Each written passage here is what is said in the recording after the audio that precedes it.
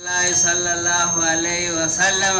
لنادو الله صلى الله عليه وسلم قد فرض عليكم وفرلدني دومودون زكاة الفطر زكاة يرنده طهرة للصائم ngam sennugo suumowo min allamwi warrafasi irin haalaalaji ko bolino sayo ɗon no suuma waɗumatan lil masakin zakka ɗo bo ɗum laata ɗum ñamdu on ha miskin en faman addaha ko moye hokki zakka yarande qabla salati yeeso naafugo fahiya sadagatun makbula kanka ɗo ɗum sadaga jaɓaka waman addaha noyi to goɗɗo hokki ka bada salati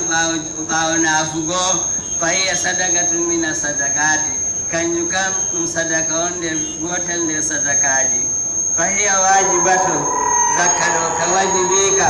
ala kulli muslimin ɗo kala ɓi adama julɗo fof zakka ɗo wajibi dow maako kabirin o mawɗo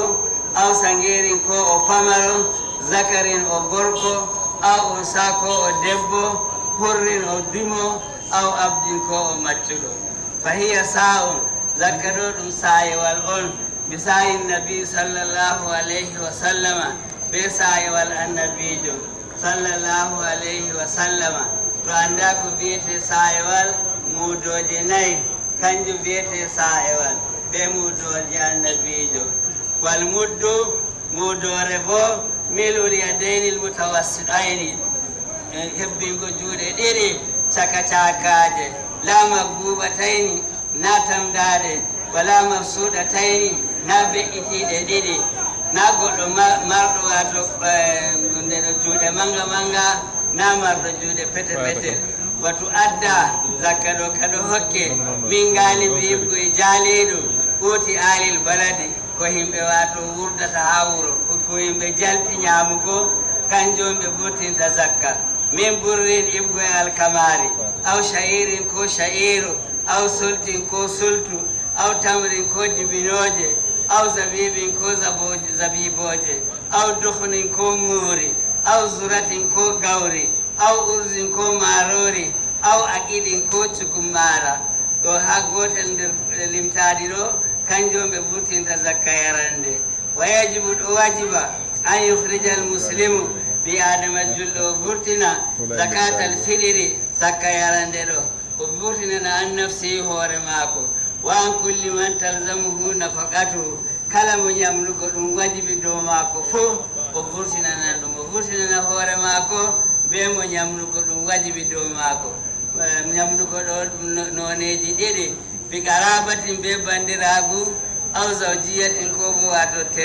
tegal wal walidayni nonno bo goɗɗo vurtinana saaroji mum ɗiɗo baba be dada laatiɓe alfaqirayni talakaye wal hadimi a vurtinanan mo jaggantama wal abidi a vurtinanan maccuɓe maɗa wa yukhriju shahsu ɓi adama ɗo vurtina zakka yarande ɗo ma fadula an quuti yawmihi an quutihi wa quuti iyalihi ko lutti ha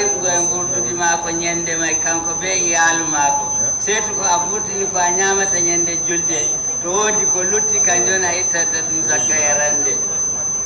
watuɗa zakka ɗo kaɗo hokke lil horre ɓi adama dimo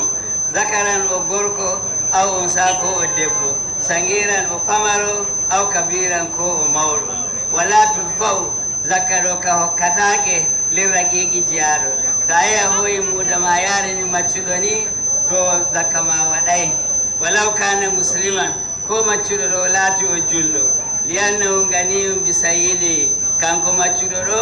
oɗo jaynitori be wato jawmiko wayo sharaɗo ɗo sharɗiti ha ɓi adama laatiɗo jumo ma an yakuna no laata faqiran o talakajo a yata hokka goɗɗo jaynitiɗo fala tujziu ka he'atako in dufiyat linganiin to ɓe hokki wato jawmu yaake wayun dabu yiɗama ihraju ha vurtinki zakka ɗo badal fajiri ɓawo bedgol yende julde wa qabla salatil idi yeeso ɓe naafay wa tahiru ha sabbitinki hokkugo zakka an hada al yawmi nde ñalawmare bila usri na hawtade be gelɗo